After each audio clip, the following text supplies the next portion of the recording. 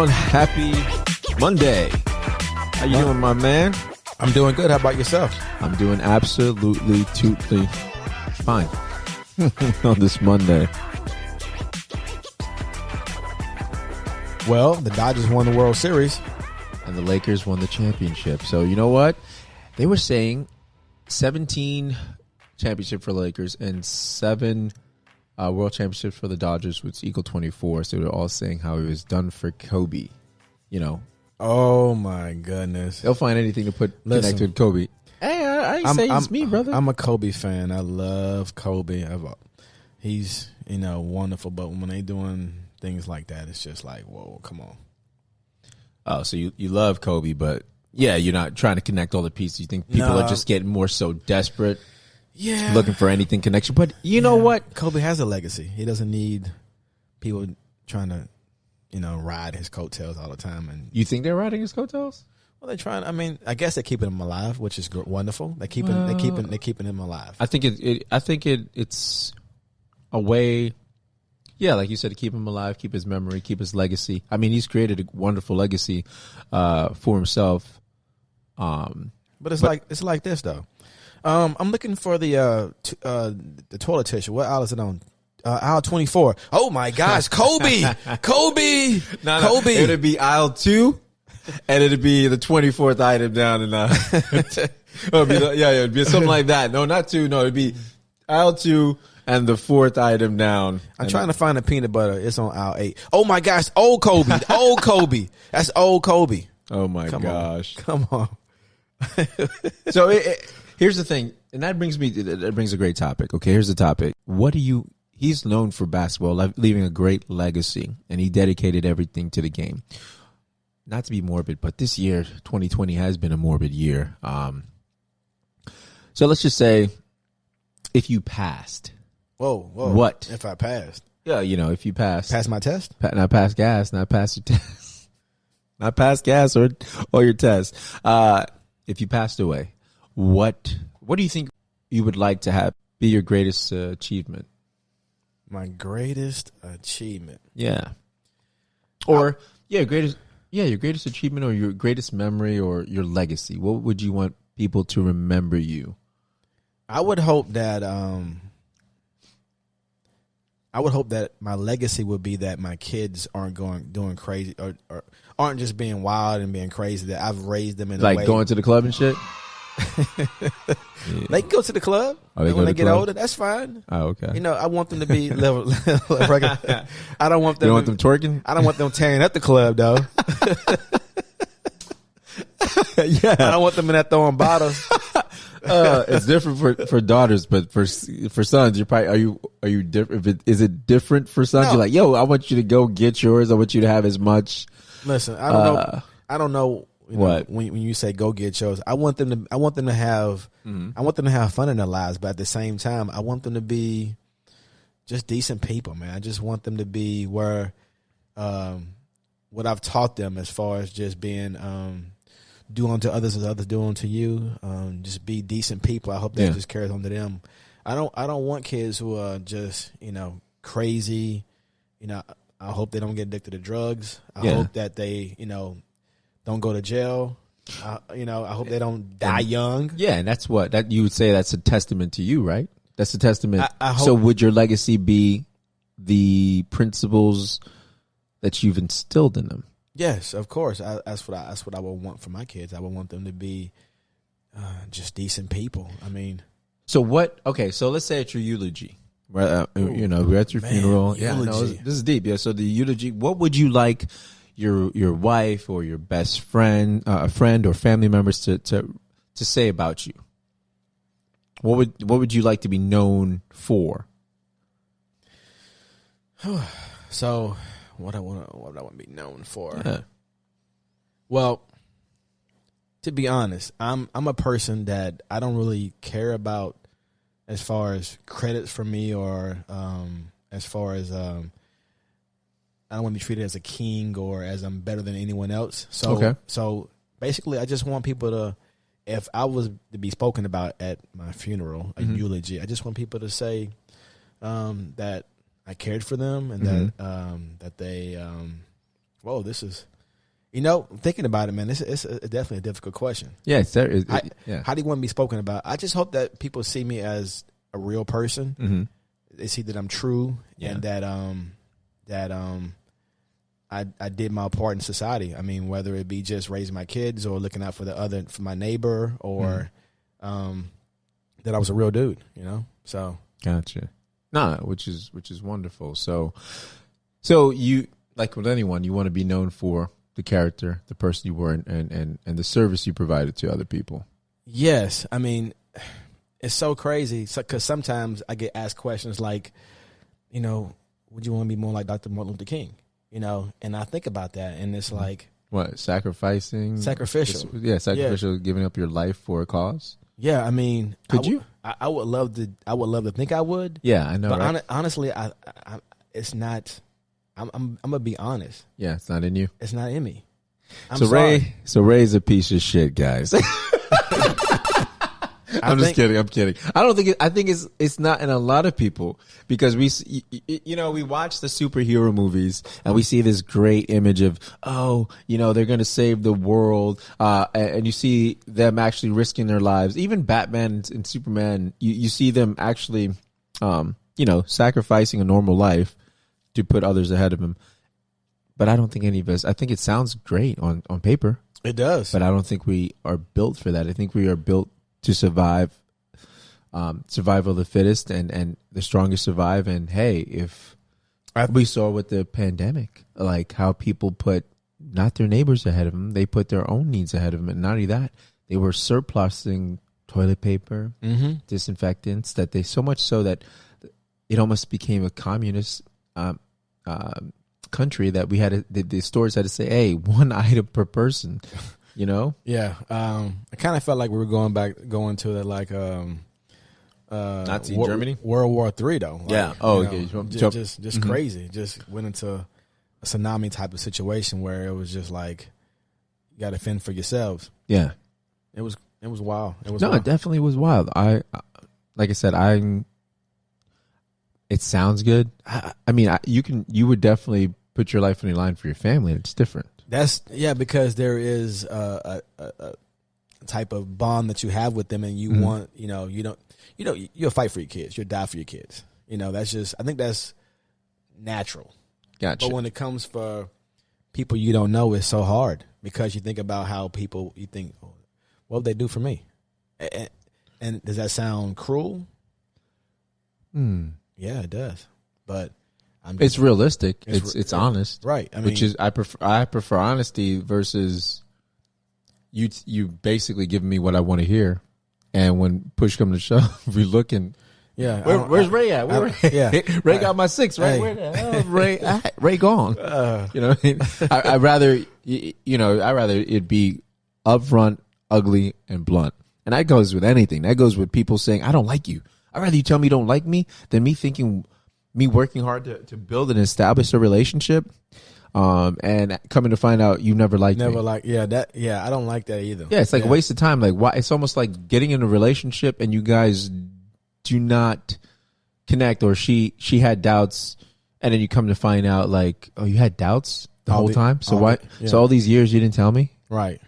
I'm over here fighting because I'm like, okay, she's fighting for it, but it's a one-way streak. So I'd rather the person in any relationship, any type of whether it's in business, whether it's on the basketball courts, like damn, you know what I mean. Tell me what type of how you see me. Let's put the relationship rules or what you want out of the relationship on the table, and then I could be like, okay, well, I could work with that, or I can't work with that, and peace. You know what I mean? We both established what we wanted, found out, hey, your pros don't line up with my cons line up with your pros, and you don't see anything different. Boom. I rather that.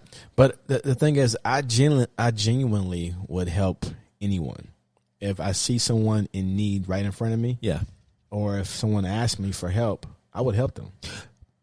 100%. Rightfully so. And I'm the same way. I try to be a good, people say Christian, and try to serve and help and whatnot. I get something out of helping people.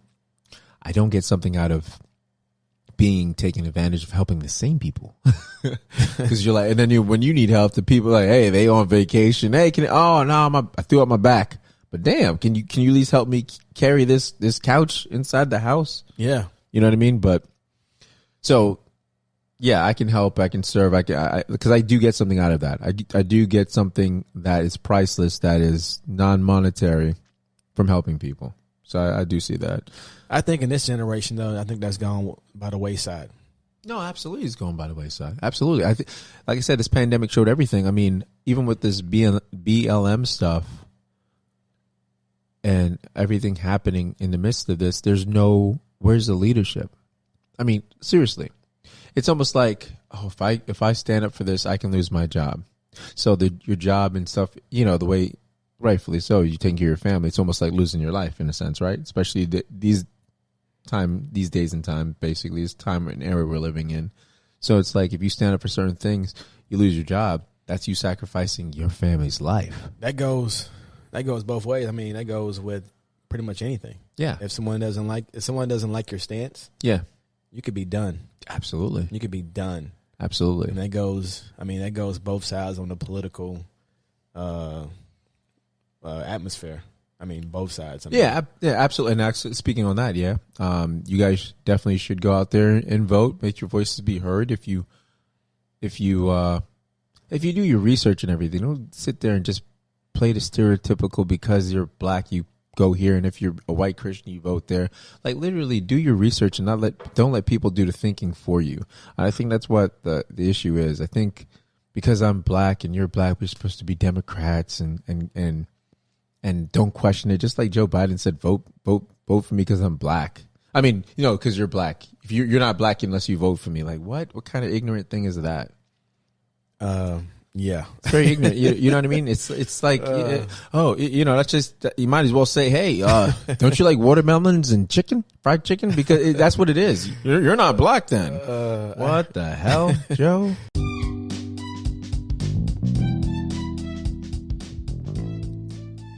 Hey everyone, this is Reggie from Bro-RantZ. And if you haven't heard about Anchor by now, where have you been? No, seriously. It is the easiest way to make a podcast, and let me explain why. It's free. I mean, completely free. There are creation tools that allow you to record and edit your podcast from your phone or your computer. Anchor will even distribute your podcast for you so it can be heard on Spotify, Apple Podcasts, and many, many more platforms. You can start making money from your podcast with no minimum listenership, which is great. It's everything you need to make a podcast in one place. So what are you waiting for? Download the free Anchor app or go to anchor.fm to get started.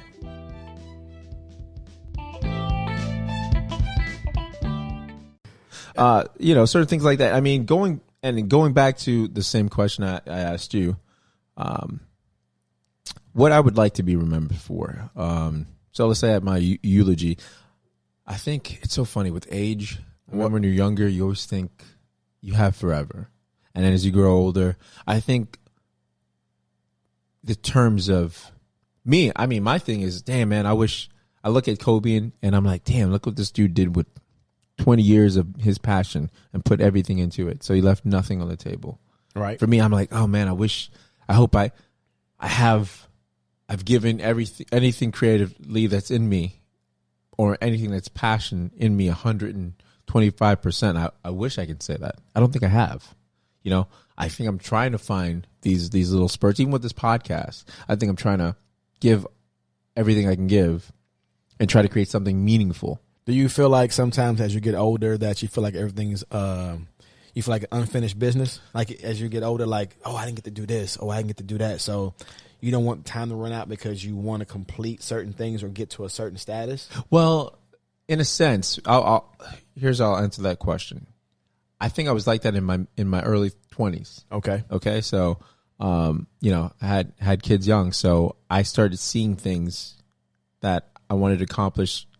Let's say as a teenager, I wanted this. So after I got the excuse of, I was like, man, I got to pursue certain dreams because I don't want my kids I don't want to say, oh, you guys should do this, and I didn't do it. I didn't pursue my dreams. So you wanted to set an example. Exactly. I want to set an example and actually say, hey, look at me. I attempted. Even if it failed, it's not failure. It's just, it's at least I tried because I got something from attempting the dream. Right. Even if I didn't achieve it on a certain level, because not everyone has the same path. Not everyone's story is going to be the success. For all I know, this could be my success right here as far as my path on this podcast as a voice and whatnot, right? That's what life's about, though. Life's about taking chances. Exactly.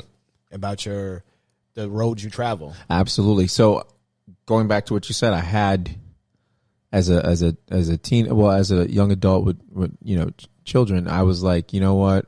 I'm going to work on my procrastination because I didn't have it before, but you get habits from people. And I have a twin brother, and we talked about this. So we used to be in the singing group and everything. Double R. Let me tell you guys about something. This dude, so we updated the cover. And I was like, yo, Ray, send me some pictures. This dude sent me some old black and white 1975 had to be, not even 75, 75 pictures of the damn what the hell was that? I forgot the damn group. What was the first rap group? The hip hop, the hip into the hip. Robert Delight. Was it Robert Delight or Papa? What was it? Something Delight, right? I don't know, bro. This dude sent me it, and I was like, it was not even black and white. It was like sepia. It was like, yo, what is this color? Look, it had the what had the pink tone to it, sepia. So I was like, the touch on that, what he's referring to is I was in the Navy and I was stationed in San Diego, and I went down to Tijuana, Mexico, bro. And there's a club called XXS, and I was down there with my homeboys. So basically, what I got from that is he was what, stage lighting or front lighting a show in Tijuana. That's what I got from that. Him and his boys, because these dudes look like like I said, they either look like the first hip hop group or they look like boys to adolescents. I was like, what the hell is this? I couldn't even find you in the pic. I was like, why is this guy sending me, random pics? Yeah, I was like, why is he sending me male models? Nah, not male models. Otherwise, dudes send me boys and adolescents. Yo, I thought it was the first Boys to Men group, and they took a couple of them out, and I was like, yo, where's Wynay at? Where's Wynay? Where's Sean and Wynay? So I was like, what the hell's going on here? So anyway, I wasn't the only one in a group. But anyway, so my whole point is, as young, we pursued music because we had all that, if you grew up and you liked Michael Jackson, you liked the Boys, you liked the Jackson 5, all that was our influence, Temptations and all that stuff. So we had all that old school music because of my household. It was like the Cosbys. Okay. Playing all that good music. My mom, my uncle, all of them used to play. Any household we went, they played great Motown music was the influence. Okay. You know what I mean? So obviously you want to be in a boy band, and then you had all that stuff that came out. So, we wanted to pursue that. So I don't think in the club we were in, we were listening to what? Motown music. We was like more in a hip hop club. Who? You? Yeah, Club Excess, the club I was in. Oh, no. I'm talking about as far as growing up wanting to be in the music group. Gotcha. That was you and your brother. Yeah. Double R. And I know you, Boys to Men, yeah. Brother, I know you Boys to Adolescents was killing it, but I'm telling you, I'm going to post them damn pictures, bro. I'm going to go on the IG and post them shits. He was like, no. I was like, you shouldn't have sent them. I'm going to hold his ass ransom. So anyway, as you get older, as dreams don't get accomplished, because we run into a bunch of shady people and whatnot that they can do this, and so a lot of procrastination habits build up. So I worked on that. So going back to what you said, as far as, do I have unfinished business? I don't have unfinished business because I went and I took care of the procrastination. That's one thing I don't like to do. You, as far as working with me, see, I don't procrastinate. I'll sit there and I'll bug you. If I say, hey, do you send this email or whatever, I'll be, bro, you send it? And I'll ask you again, because I'm like, if it can be done in that second, get it done. So I worked on my procrastination. One of my pet peeves is I don't like procrastination, because if it can be done in that day, it should be done. So I've worked on that. I took care of that. There's certain things that, of course, I would love to have moved to LA and stuff for acting and whatnot, or Georgia, but right. It's everything will come in time, and I believe with God, it'll come how it's supposed to come, how it's supposed to happen. Yeah, the thing about that kind of goes into almost regrets in a sense, right? As far as what? decisions that you make as far as you not going in a certain direction. It's almost like a cliffhanger in your life. Like, if you turned to page 5, you would have went this way. If you turned to page 7, you would have went this way. Well, yeah. Right. Like, for instance, like with me, like when I was in the Navy, I was a electrician, electronic technician. Okay. ET. And he was ET, guys. ET, go home. I was kidding. And I decided I wanted to do something different. So I wasn't having fun in that job. And so I went to my CEO and got permission to change my rate. I didn't go to my friends to talk about that. I just did it without them knowing it. For many years, actually, up until last year, they all thought that I failed out. Oh. Because I was just gone one day. Wow. Because at that school, it was a high rate of failure. Gotcha. I didn't flunk out. They thought I did because they didn't see me. I was just gone. But you didn't inform them at all? It was I kind of didn't. I kind of just did it because I wasn't happy at the school. Yeah. But what about your friends, though? You know what? Do you regret not giving them and try to keep those connections, or? Oh, I still have connection with them, but but I regret not going to them and talking about it. That's what I'm saying. I do regret that. Yeah. Because, they kind of raised me there. And, they kind of raised me, those guys. Like, they raised me. But for some reason, I had this thing in me where I would just go make decisions just abruptly. Gotcha. Just make these hasty decisions. Well, they were more so because you were younger, and it was like, hey, it's solely your decision, so exactly. It only affects you.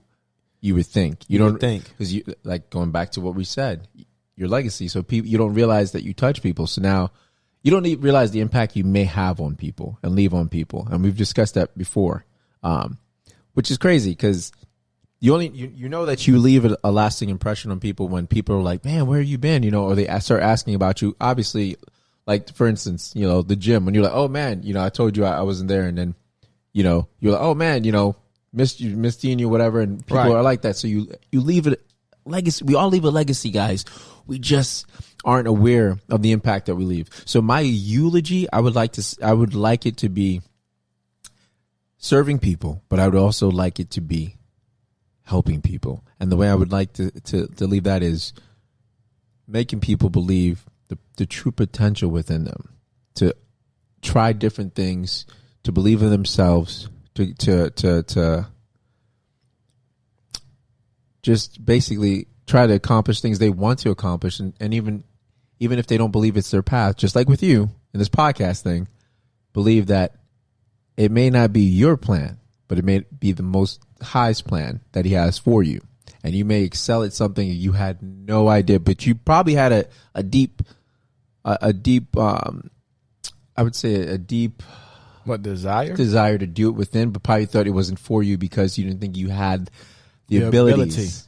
You think you don't have the abilities, but the abilities are within you. So there's so much gifts in us, guys. And if you feel the intuition to try something, by all means, I think we should try it because, again, you never know what you're capable of until you try it. I say, if you try it and you try it several damn times, and if you fail and you feel it after you've done that, then there's no regret. Yeah. On that note, I do agree with you on that because when you asked me about doing a podcast, I told you what? No. Yeah. Tell me no. I told you no because I'd rather just support you and help you any kind Absolutely. of way I can. And then I told him because my speaking abilities. Yeah, exactly. Because I told him about how I had a speech problem. Which I couldn't believe, which is amazing. Because growing up, I used to talk real fast, and I had a southern accent, and I would put words together. And so people couldn't understand what I was saying. So, and who knew that today that would be the fucking trend in music? But go ahead, I'm sorry, I digress. Go ahead, buddy. I know I should be a mumble rapper, right? Exactly. Who knew that you were ahead of your time? Shit. But tell him what you did to get out of it. This is really amazing what this guy did in order to help his speech impediment. Oh, so back in the day, we used to have those recorders where you would have He had the 8-track. Okay, I had the tape players. Where you had the record and the play button. You hit both of them, and you would record yourself. So I would record myself in the mirror in the bathroom and just talk and try to figure out what in the world is wrong with my mouth and my lips, and why are things coming out so fast. So I would just start talking, and it took me I mean, I'm still working on it today. I mean, I still go in the bathroom, I talk, or I'm in the bedroom, or I'm driving, or I'm talking. Yeah. Out loud to myself, trying to figure out how I can say words. There are sometimes I'm in conversations with people. Yeah. And I have to think 4 times faster in my head to get words out so they don't get jumbled up. So basically, you're thinking ahead so much that you're probably missing some of the conversation or being engaged in the conversation because you got to think outside of the conversation in a sense. Most of my life I do that. See? Yeah, it's crazy. But I'm just saying people have, a lot of people have, whether it's mental issues, whether it's physical issues, we all have stuff we're dealing with. And that shit kind of psychs us out of accomplishing anything because it gives us a self-image of ourselves that's a low self-esteem. Self-doubt. Yeah, it does. Because we already have like a dent in our shield and we don't want someone to make fun of us or point it out. So therefore, rather than give someone the opportunity to offend us, we rather not give them an opportunity at all and never attempt the goal or the dream. That's so true. You know what I mean? So true. So, like I said, that to me, like I said, it's a living testament right here. What you're doing right here, and actually jumping and taking that challenge, and seeing how, I mean, amazing, guys. Let me tell you. I needed you to help me though. You inspired me to do it. Like you encouraged me. I encouraged you to do it, but it's in you. But you kept encouraging me, and you believed in me. Yeah, absolutely. People need people to believe in each other. Absolutely. People need people to believe in each other. And let me tell you guys, this guy came in, and you've seen it. He's only been on a few. The first day one, he came in day one and killed it with the interviews that we had. And that was April Brucker. I wouldn't say I killed it. No, you killed it, dude. Because just his mind, the way he thinks is not me. I think everyone knows what a ventriloquist is and so forth and whatnot and so forth. He thinks, no, like an audience member, what, how, why, and all these questions. So I'm light years ahead thinking they don't want to know about that. They already know. He's thinking, no, teach, let me, teach me so I can learn. And that's what makes it a better interview. And that's what I appreciate about you more because it's a nuance to it. It's almost a sponge-like child without being offensive. Yes, it's a great way of. He's exactly correct. How the interview is supposed to be. Yeah. And the way I say it is if, teach me as if I'm a fifth grader. And that's what you told me. Because I remember I was giving you terms and you were like, whoa, Reg, slow it down. He goes, tell me what this means. Tell me what that means. And he says, talk to me like I'm a 5-year-old. And the thing about it is, this is why even what you said, I said, oh, that's brilliant. Because Einstein said, if you can't teach things like to a 4-year-old, then that means you don't understand what the hell you're talking about. And I don't have it verbatim what he said, but it's along those lines. My point of the matter is, guys, we'll come back to that. Yeah. Or not. You can just take my word for it. My whole point is, yeah, man, what would you like you guys think about this? What would your eulogy be? All right, let me put it this way. Think about what would you like your eulogy to be if, God forbid, something happened, especially in the time and days we live in. I know it sounds morbid, but this is something that popped up, a question, and I thought, you know what? With all this death and everything happening around me, why not mention this? And now that you have that in your head, right? Now I want you to actually be real with yourself and say, what today, the 30th of October, what would your actual eulogy be? How many people will be there? And if it doesn't align up with what you want your legacy to be in your eulogy, then you should change. You have some homework to do. You have some time. Time's running out. Get to it. And with that, guys, I want to wish you a wonderful week. Definitely enjoy your week. It's Halloween. It's Halloween, man. So I hope you guys had a great Halloween, actually. Yeah, definitely. And had the masks on and stuff like that and stayed out of trouble. Full moon. Oh! I didn't get to put that on the soundboard. I hope that sounded legit. It's close to midnight. No, I'm kidding. Hey, on that note, man, you guys be amazing. Have a wonderful week. God bless, man. Because, hey, I'll say God bless. I don't care who I offend, whoever. Hey, we're all under one God. But if you're an atheist, hey, I'm praying for you. Like, subscribe, and share. Absolutely. Yes. Go to the IG at Bro_RantZ_podcast. And we also have the Twitter at Bro_RantZ. Bro-RantZ. Like, subscribe, share. Yep. Check us out on YouTube too, man. Peace. Out of here.